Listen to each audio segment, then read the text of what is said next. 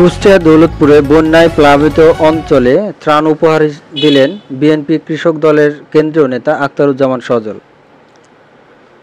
কুষ্টিয়া দৌলতপুরের পদ্মা তীরবর্তী অঞ্চলে চিলমারী, রামকৃষ্ণপুর সহ কয়েকটি ইউনিয়নের 50,000-এর অধিক পরিবার ভারত থেকে নেমে আসা উজানে পানি অতিরিক্ত বৃষ্টিপাতের ফলে সৃষ্ট বন্যায় তলিয়ে গেছে। বন্যায় নিমজ্জিত অসহায় পরিবারগুলোর প্রতি লক্ষ্য রেখেছেন দৌলতপুরের কৃতি সন্তান আখতারুজ্জামান সজল।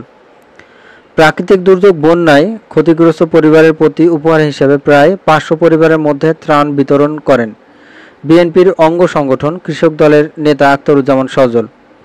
বিতরণের সময় তিনি বলেন, কুষ্টিয়া দৌলতপুরে অসহায় পরিবারের প্রতি আমার সামান্যতম উপহার পৌঁছাতে পেরে আমি আনন্দিত।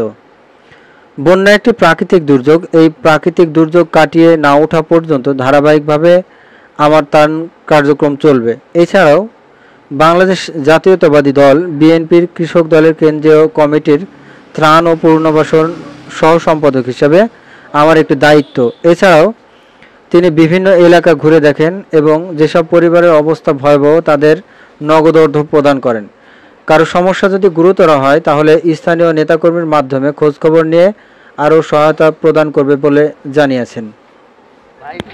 আমরা এখন আছি কুষ্টিয়া জেলার দৌলতপুর থানার বানভাসী যে দুটো ইউনিয়ন, একটা চিলমারী ইউনিয়ন এবং রামকৃষ্ণপুর ইউনিয়ন। আমরা এই মুহূর্তে আছি চিলমারী ইউনিয়নের খাপাড়া। সেখানে অধিকাংশ বাড়িঘর হচ্ছে বন্যায় তাদের বাড়িঘর ডুবে গেছে এবং ম্যাক্সিমাম মানুষ হচ্ছে বানভাসী মানুষ। আমরা প্রত্যেকটা পরিবারের জন্য চেষ্টা করেছি স্বল্প পরিসরে তাদের পাশে দাঁড়ানোর এবং আমরা মোটামুটি 500 পরিবারের মাঝে খাদ্য সামগ্রী বিতরণ করলাম।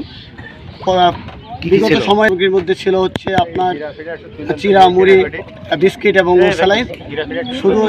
এবং এরপর থেকে আমাদের কার্যক্রমটা অব্যাহত থাকবে যতদিন না পর্যন্ত এদের একটা নির্দিষ্ট সমস্যার সমাধান না হয়, ততদিন পর্যন্ত আমি এদের পাশে দাঁড়ানোর চেষ্টা করব।